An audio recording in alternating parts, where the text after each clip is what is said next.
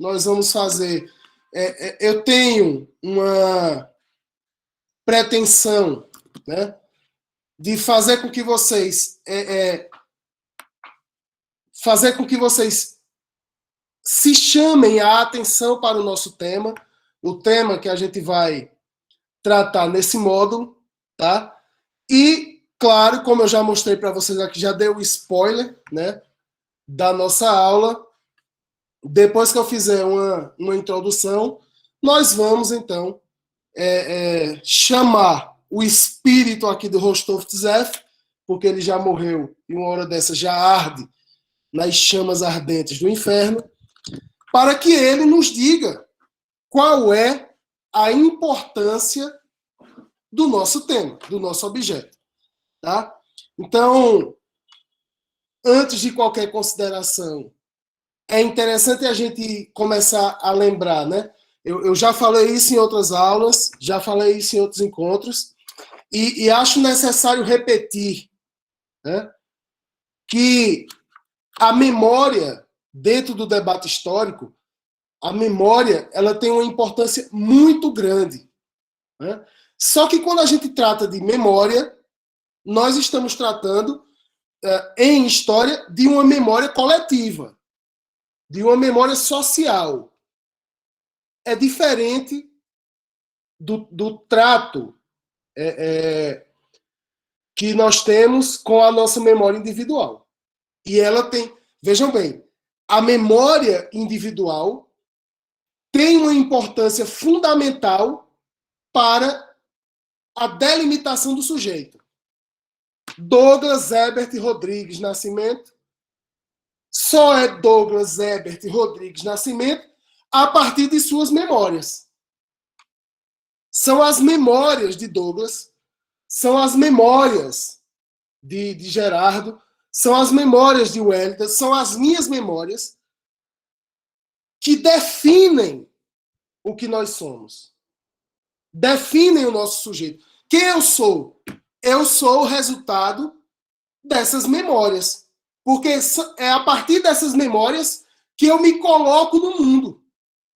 Pedro é esse cara, né, esse professor, a partir de escolhas que ele fez numa determinada contingência, né?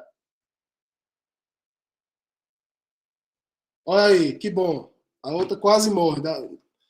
Então, as nossas memórias nos definem. Nos definem. Dizem quem nós somos. Só que isso serve para o sujeito. Né? Isso serve para uma parte do nosso eu. E se a gente fosse tratar de memória individual, então a nossa conversa não era sobre história, a nossa conversa era sobre psicanálise ou psicologia. A gente ia tratar essas memórias. Né? A conversa aqui é sobre memória coletiva, memória social, história. Por quê?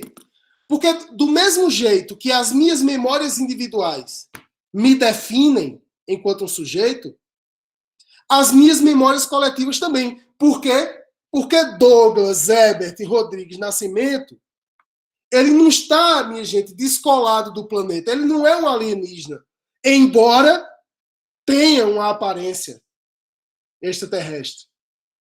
Gerardo não é um alienígena, embora haja semelhança entre Gerardo e seres de outros planetas, Marte, Plutão, do Sol, do inferno, adentro. Nós não estamos deslocados dessa realidade. Nós estamos, aliás, somos condenados, porque ninguém pediu. Ninguém pediu. Né? Somos condenados a vivermos em certas realidades. Eu não pedi para ser brasileiro. É óbvio que se eu pudesse escolher, talvez eu não escolhesse ser brasileiro. Né?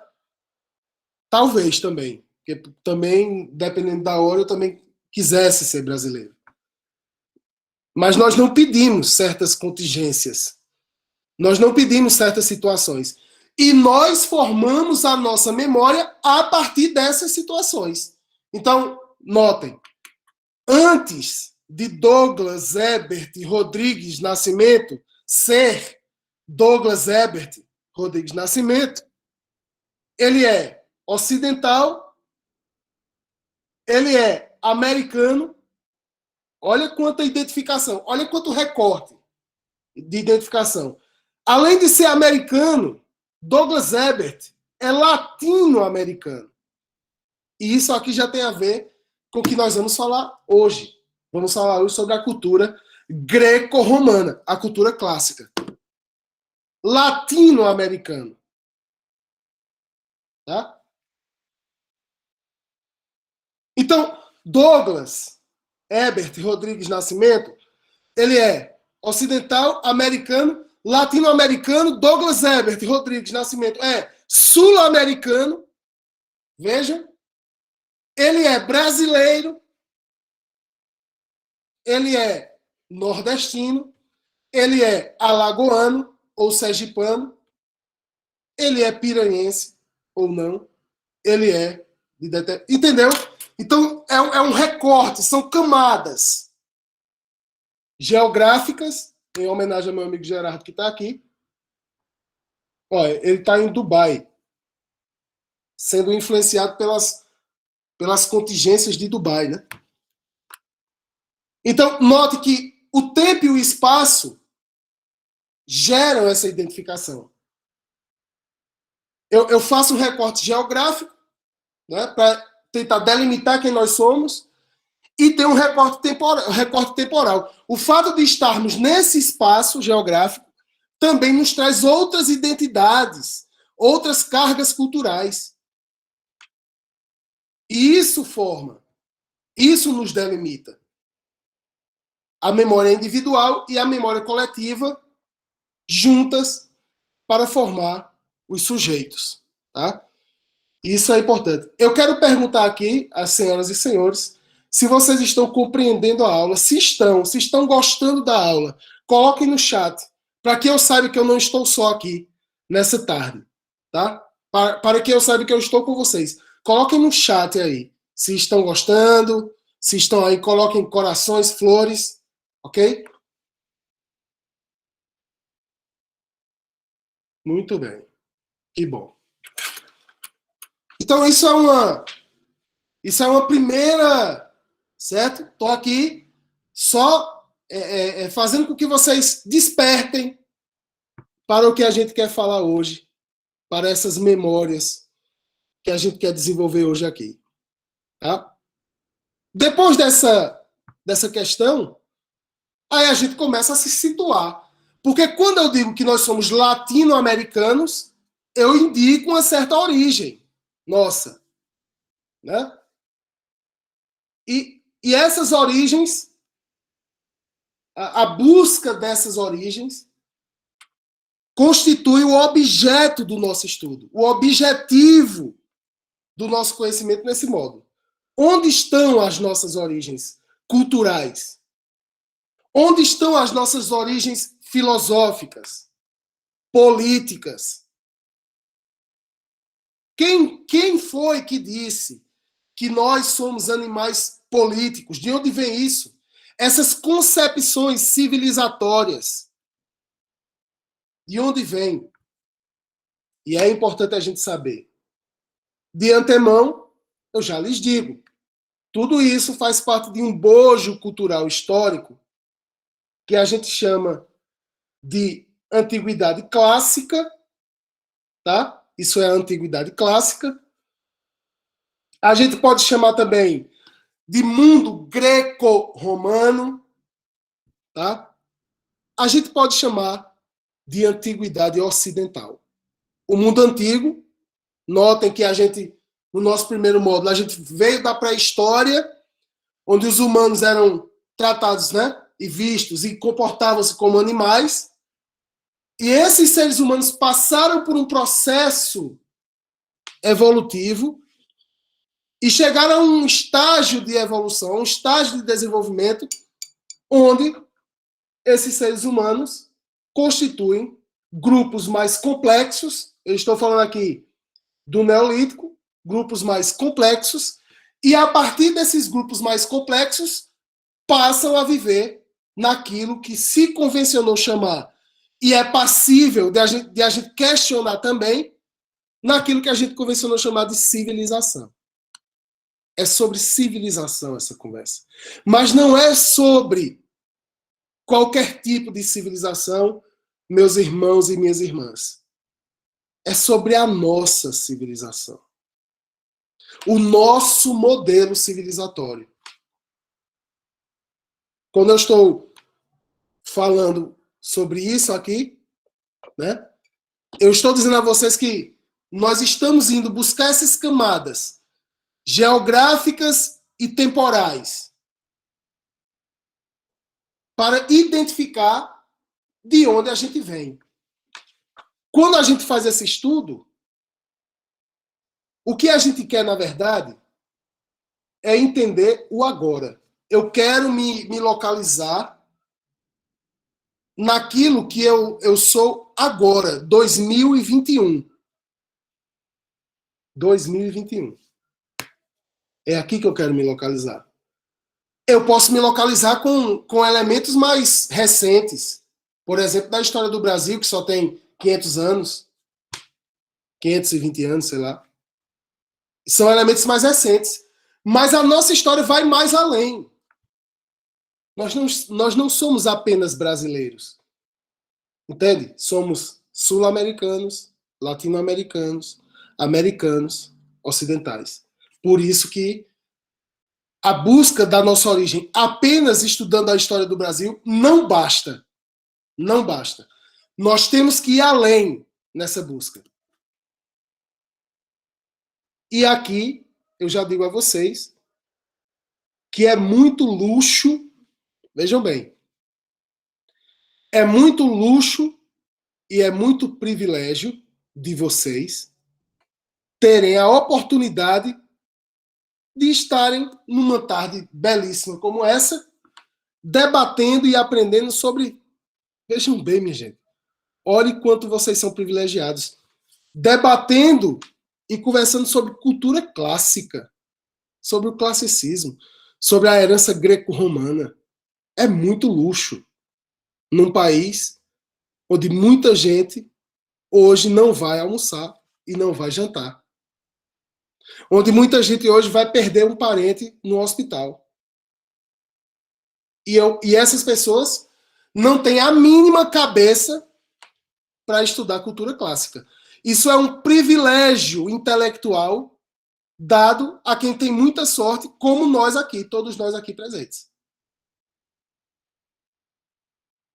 É um privilégio que Douglas, Ebert, Rodrigues, Nascimento têm. Por isso, o convite que eu faço é que aproveitem isso. Porque vocês são privilegiados. Não porque sou eu dando aula, não, não é isso. É porque tem acesso a um debate como esse. Hoje, infelizmente, muitos brasileiros não terão a chance de estudar. Não terão a chance de estudar. Então, dito isto,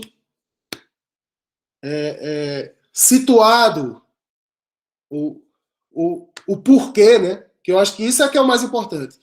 É você saber por que você está estudando isto. Eu odeio quando a gente vai estudar algo e a gente se desloca do tempo e do espaço e a gente não sabe por que estuda aquilo. Eu já sofri muito por conta disso. Por não saber as razões de estudar aquilo. E aqui eu já faço esse esforço para que a gente saiba, né? Nós estamos buscando nossas origens. Estamos buscando as origens culturais da nossa civilização e, consequentemente, de nós mesmos. Aí alguém pergunta, professor, e tem a ver com a gente? Alguém pode perguntar aí no chat, professor, e isso tem a ver com a gente? O que é que isso tem a ver com a gente? eu gostaria que alguém colocasse essa pergunta, ou fizesse, ou abrisse o microfone. Douglas, Herbert Rodrigues Nascimento, coloque aí, meu filho, por favor. A pergunta, professor, isso tem a ver com a gente? Olha que pergunta inteligente. Isso tem a ver com a gente? Né? Tem, meu irmão. Tem muito. Eu vou começar dizendo o seguinte. A língua, o idioma que nós estamos nos comunicando nesse exato momento é uma herança greco-romana. O português é uma herança cultural. Veja, se a gente pode conversar agora, eu posso falar e vocês podem me entender, isso já é uma manifestação cultural clássica. Uma manifestação cultural greco-romana. Por quê? Porque o nosso idioma, o português, se origina de que idioma, gente? Leonardo Lima, André, Andresa, Luíse, Wélida. Qual é a língua que origina a nossa língua? A nossa língua é filha de qual língua? Né? Tá vendo aí? Tá vendo aí, irmãos? O português é uma língua que se origina no latim. Língua falada em Roma. Espalhada pelo mundo, inclusive pela Igreja Católica. Porque a Igreja também, o cristianismo, também é uma herança greco-romana. Agora me diga que não tem importância você saber disso. Ou então você é um alienado do mundo, né? Você vive em outro planeta. Você vive em outro sistema. Porque o que eu estou falando aqui é o que constitui o que você é. Você fala português, você é cristão, você tem certas noções civilizatórias que a gente vai falar com mais detalhes já já. E isso é, de fato, o que lhe constitui. É a partir dessas heranças culturais mais amplas, que vêm de Grécia e de Roma, que você vai constituir quem é você. Que Douglas Herbert Rodrigues Nascimento é Douglas Herbert Rodrigues Nascimento. Não existe Douglas Herbert Rodrigues Nascimento sem essas referências. É o que nos situa, é o que nos coloca no mundo, enquanto seres humanos. Muito bem. Estamos nos entendendo? Eu espero que a gente esteja. Douglas disse que estamos, então tá legal, né? Wagner disse que sim, então tá muito legal essa conversa. Aí agora, como prometido, eu invoco aqui, nessa mesa, tá? O espírito do senhor Mikhail Rostov-Tzeff. Esse livro aqui, incrível, chamado História da Grécia. Eu, que sou um helenófilo, né? Ou seja, alguém que ama a Hélade, alguém que ama a Grécia e a cultura grega, e eu tenho esse livro desde tempos imemoriais, tá? E detalhe, foi com um livro desse aqui, o da História de Roma, que eu passei no concurso do IF. Mas deixa, isso é uma história dramática que é para um outro momento, não para agora, tá? Ontem à noite, pensando em vocês, chorando em função do desespero que já tomava conta de mim, da ansiedade que já tomava conta de mim em função do encontro de hoje, né? Estava emocionado demais. Já fui lendo e separando algumas passagens para que a gente pudesse conversar um pouco hoje. São essas passagens aqui que eu vou ler e comentar com vocês. E eu espero que vocês compreendam. Eu espero que vocês anotem. Espero que vocês... Luiz disse, podia ser ator, mas eu já sou ator, Luiz, inclusive da Rede Globo de televisão. Muito bem. O capítulo 2, vejam bem, o capítulo 2 ainda são os capítulos introdutórios. Ele ainda não entrou na história da Grécia, né? O capítulo 2 se intitula A História Antiga, Seus Problemas e Sua Importância. Ok? Então aqui a gente já vai... Eu trago algumas passagens dessa leitura para que a gente conheça algumas ligações que existem entre o mundo antigo e aqui em especial o mundo clássico e o mundo contemporâneo, o mundo de hoje, 2021, o mundo no qual nós vivemos. Rostov Tzeff começa assim o texto. A história antiga é a história do desenvolvimento do homem no mais remoto período de sua existência. Ela nos diz como, e aqui prestem bem atenção, nessa época, ele criou, o ser humano criou, e aperfeiçoou a civilização da qual se deriva a cultura de todas as nações agora existentes. O que é que nós estamos indo buscar ali? A origem da cultura que forma, tá? A ideia de civilização e de cultura que forma todas as civilizações agora existentes. Olha o quanto isso é forte, né? Isso é um texto de convencimento, tá? Esse texto tenta convencer você de que é importante estudar Grécia e Roma. Esse texto é um texto convite. Por civilização, refiro-me à criação daquelas formas de vida política, econômica e comunal que nos distingue do selvagem. E aqui eu quero pegar entre política, econômica, formas de vida, política, econômica e comunal, eu quero separar aqui as formas de vida política, e quando eu falo aqui política, tá? Não estou me referindo a formas partidárias de política, mas há uma característica que é inerente ao ser humano, ao gênero humano. Somos, segundo Aristóteles, animais políticos. E o que isso quer dizer?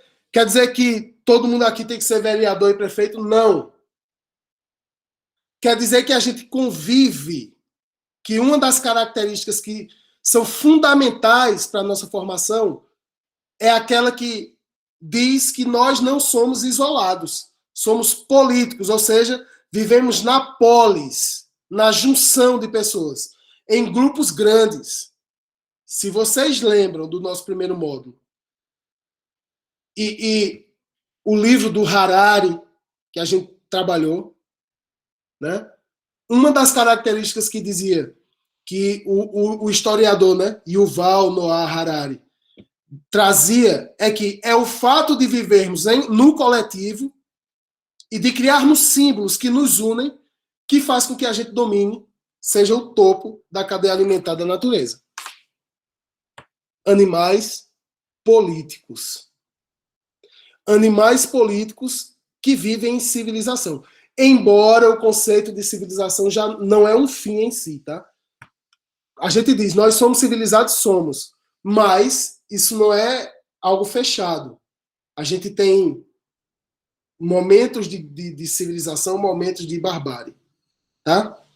E ele diz que isso, o fato de sermos civilizados, nos distingue dos selvagens, nos tira do modo de selvageria, nos tira desse modo de barbárie, né? Então a gente consegue. E aí que eu poderia trazer aqui contratualistas, Rousseau, né? Thomas Hobbes, para dizer que nós abrimos mão da nossa liberdade total em função de vivermos na sociedade. Ok? Aí Rostov Tzeff continua dizendo: nessa civilização houve sucessivas épocas de elevado desenvolvimento, uma série de períodos criadores que produziram tesouros inestimáveis, não só do tipo material, como também na região intelectual da cultura. É nosso papel aqui, nesse módulo, e buscar, não todo, tá? Porque não dá, mas boa parte dessa herança, o que o Rostov Tzev chama de tesouros inestimáveis da região intelectual da cultura. O que foi que esse povo produziu, que esses povos produziram? Ainda não sei, Wagner. Ainda não sei. As atividades eu estou em modo de pensamento ainda, tá? Wagner vai até fazer uma pipoca ali agora pra gente. Desligou a câmera. Ok? Então, esses tesouros inestimáveis. Ok? É isso que a gente vai procurar saber. Não tudo, né? Não dá. Ninguém sabe de tudo. Mas a gente tem que ter uma noção de quais são os elementos culturais formadores da nossa civilização. Ora bolas. Ora bolas. Assim tomadas, elas serviram como base cultural e permitiram que os povos da Europa dessem início à sua civilização criadora. Vejam, as heranças culturais da antiguidade clássica permitiram que a Europa, o continente europeu, se formasse, tá? Enquanto continente. E o que é que a gente tem a ver com isso? Tudo. Nós fomos colonizados pelos europeus. E os europeus impuseram, num movimento violento, de estupro simbólico e físico, impuseram essa cultura. E essa cultura passou a ser nossa. Nós nos apropriamos dessa cultura. A cultura clássica, a cultura greco-romana, formadora de quem nós somos. Ela ainda vive, diz Rostov Tzev. A cultura clássica ainda vive como a base de todas as principais manifestações da cultura moderna. Não se engane. Na música que você ouve, nas leituras que você faz, na sua forma de saber o que é bonito e o que é feio, a cultura clássica está presente. Você é a cultura clássica. Você é fruto da cultura greco-romana. Greco-romana. O problema é que você não sabe disso. Você é algo que você mesmo desconhece. E o papel desse módulo é dar alguma luz, é jogar alguma luz sobre esse seu eu que você desconhece. Passe a conhecer melhor o seu eu. Passe a conhecer melhor o seu eu. De um ponto de vista geográfico, e ainda bem que Gerardo não está ouvindo, porque agora, né, eu vou falar de geografia. De um ponto de vista geográfico, a civilização antiga pertence a uma única e não muito grande região do mundo. Ela estava limitada a uma pequena parte da Ásia Ocidental e Central e da costa mediterrânea. Atingiu o apogeu, ou seja, o auge dessa civilização, do seu desenvolvimento nas costas do Mediterrâneo e pode, portanto, ser chamada de civilização mediterrânea. É uma civilização que se desenvolve ao redor, né, do mar Mediterrâneo. O mar Mediterrâneo no norte, pegando ali a Europa, no sul, pegando a África. É nessa região que se desenvolve a maravilha do mundo antigo, que é a cultura greco-romana, e que tem tudo a ver com a gente. A gente está estudando tão somente o que nos forma, o que nos faz. Alguém tem alguma dúvida?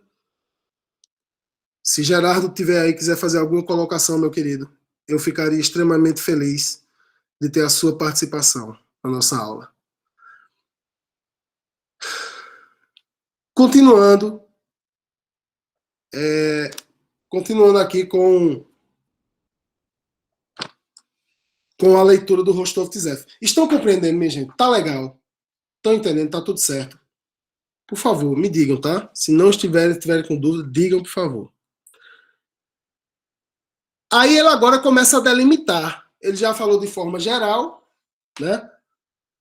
E agora ele começa a delimitar. O Rostov Tzeff começa a delimitar. Ele diz assim: entre todas as nações do mundo mediterrâneo, tá? Os gregos foram particularmente notáveis pelo poder do seu espírito criador. Olha como ele levanta a bola dos gregos, né? Entre todas essas civilizações, quem teve uma participação notável em termos de criação cultural foram os gregos. Foram particularmente notáveis pelo poder do seu espírito criador, sendo principalmente a eles que devemos os fundamentos da nossa vida civilizada. Olha aí que interessante, né? São os gregos, devemos aos gregos, segundo Rostov Tzeff, os fundamentos da nossa vida civilizada. Mas nos devemos lembrar de que a soberba criação da Grécia desenvolveu-se da cultura alcançada pelo Antigo Oriente. Então, existe aí uma quebra nessa ideia de eurocentrismo, né? O Antigo Oriente contribui para os gregos, ok? Também nos devemos lembrar de que só a Itália, olha aqui que importante, hein? Só a Itália tornou-se acessível em sua forma romana a todas as partes do mundo antigo que ela unificou com vistas à vida civilizada.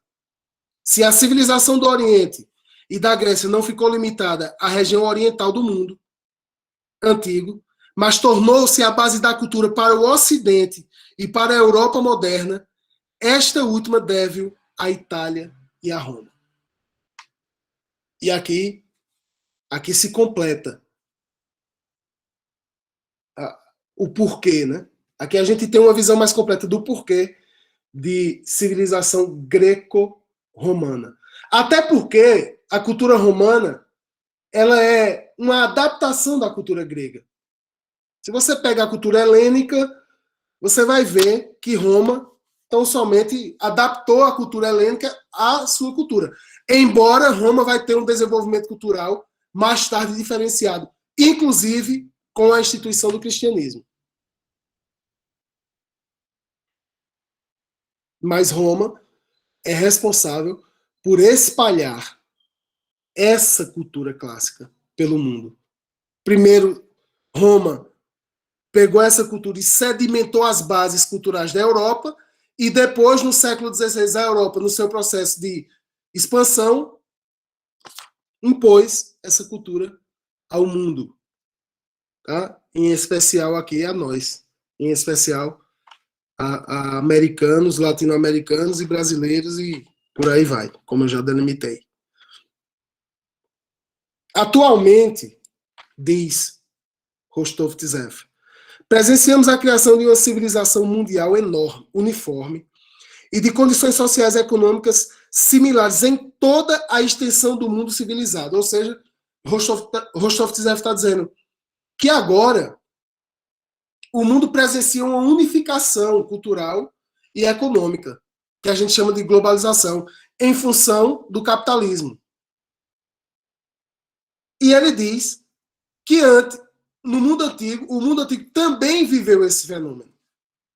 Claro, quando a gente lembra do Império Romano tomando conta de praticamente toda a Europa e impondo uma cultura unificada, um estilo de economia. E aqui a gente está falando de modo de produção escravista para todo mundo. Tá? Então, vejam como os fenômenos históricos aqui, de certa forma, guardadas as proporções e as características peculiares de cada sistema, como essa história se repete. Como essa história se repete. Alguma dúvida?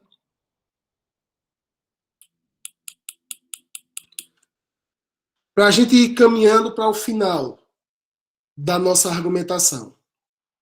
Numa palavra, diz Rostov Tzeff, o mundo antigo experimentou em escala menor o mesmo processo de desenvolvimento que agora estamos sentindo.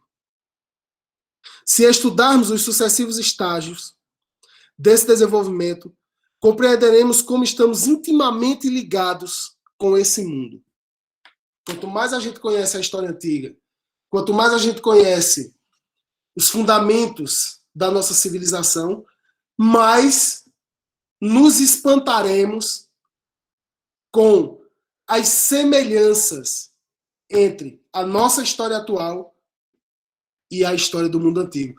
Em especial aqui, irmãos e irmãs, a cultura clássica, as civilizações da Grécia e de Roma. Ok?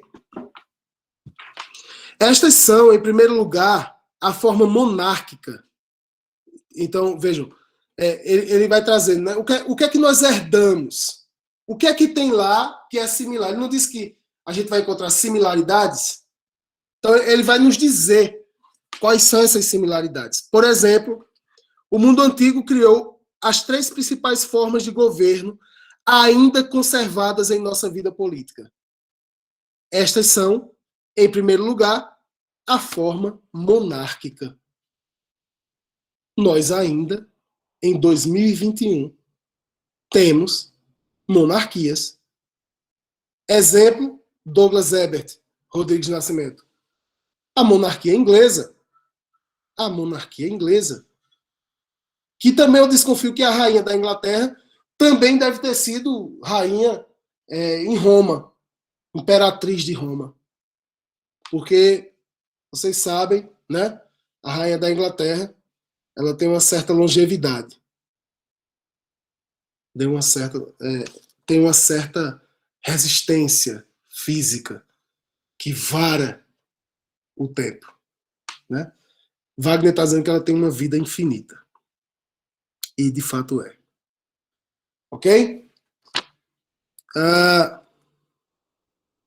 Em segundo, o Estado livre, autogovernado, em que todos são politicamente iguais e o poder reside no povo soberano. Ou seja, vem do mundo antigo também o modelo democrático. Tá? Claro, o modelo democrático do mundo antigo não é igual ao nosso, não é igual ao que a gente usa hoje, mas é um modelo que serve de base para a nossa democracia. E, finalmente, o sistema federal, que combina numa aliança política inúmeras unidades livres e autogovernadas, que a gente também traduz aqui por república. Por república. A democracia vinda de Atenas, esse modelo republicano vindo de Roma. Na nossa filosofia e ética, ainda são baseadas nossa filosofia e ética ainda são baseadas nos métodos científicos do pensamento abstrato, inicialmente criados pelos antigos filósofos, sobretudo Platão e Aristóteles. Eles formam a base, né? Platão, uma base idealista de filosofia do mundo ocidental, e Aristóteles, uma base mais material da filosofia. Tá? Eles é de Platão e Aristóteles, e claro, por favor, né? Eu estou aqui usando uma métrica eurocêntrica, tá? Mas é de Platão e Aristóteles que surge esse modo de se produzir conhecimento que a gente chama de filosofia, pelo menos filosofia ocidental, tá? Nos modos ocidentais. Na literatura e nas artes plásticas, estamos apenas construindo sobre alicerces lançados pelo gênio dos antigos escritores e artistas. Olha o que é que Rostov Tzev está dizendo aqui. Que na literatura e nas artes, a gente continua reproduzindo o que gregos e romanos fizeram. Que lindo, né? Que bonito. Ou vocês acham que Shakespeare ele vai se espelhar em alguém do seu tempo? Né? E vocês acham que os outros escritores também não se espelham em Shakespeare? E toda essa origem, classicismo, cultura clássica, cultura greco-romana. Remodelamos as mesmas ideias literárias e os mesmos temas artísticos que eles originalmente criaram. Finalmente, na esfera religiosa, que essa tem uma influência absurda, né? Fortíssima, marcante, da cultura greco-romana. Então, vejam, política, arte, literatura e filosofia e religião. Tudo o que constitui o nosso ser social, os fundamentos estão na cultura clássica. Finalmente, na esfera religiosa, grande parte, se não o todo, da humanidade moderna vive em razão das crenças inicialmente adotadas pelos homens do Oriente e do Ocidente na Antiguidade Clássica. Não nos devemos esquecer, prestem atenção, pessoal, não nos devemos esquecer que Cristo, Jesus Cristo, Jesus Christ, viveu no tempo de Augusto e Tibério. Jesus viveu sob o Império Romano. Compreendem? Que a religião judaica, que inclusive é a base da religião cristã, é uma das religiões do Oriente Semítico. E que o credo muçulmano, vejam, estou falando aqui das 3 principais religiões do mundo, né? As 3 grandes monoteístas. E que o credo muçulmano brotou entre os árabes semitas, que foram fortemente influenciados pela civilização grega. O que Rostov Tzev, em História da Grécia, coloca para a gente, senhoras e senhores, nada mais é do que a importância que essas civilizações antigas têm na formação do nosso mundo, né, contemporâneo. Nós aqui agora, eu não estou falando do passado. Essa aula é de história, mas não é em nenhum momento uma aula sobre o passado. Em todos os instantes dessa aula, eu estive falando sobre o tempo presente, que é o que nos interessa. Não me interessa o passado. Me interessa compreender o tempo presente. O passado aqui é tão somente um instrumento teórico, memorial, que nós utilizamos para nos situar em relação à nossa comunidade, em relação ao nosso tempo, o tempo presente. Este, sim, nos interessa. E é aqui que eu finalizo a nossa primeira aula, a nossa aula introdutória, né? Nós vamos ver ao longo desse módulo a civilização grega, a civilização romana e os elementos econômicos, que são os fundamentos, né, primordiais, os econômicos, mas os fundamentos culturais e filosóficos e políticos dessas civilizações, que, por sinal, cachorro do inferno, que, por sinal, são os fundamentos da nossa civilização. Pergunto, Douglas Ebert Rodrigues Nascimento, se você tem alguma dúvida. Pergunto a todos vocês, se vocês têm dúvidas, aguardem atividades, tá? Que eu mandarei. Eu me despeço aqui com muita alegria no coração de ter passado esse momento com vocês. Mando um beijo para Gerardo, meu querido amigo professor que esteve conosco, e um beijo, até mais, e quinta-feira teremos outro encontro.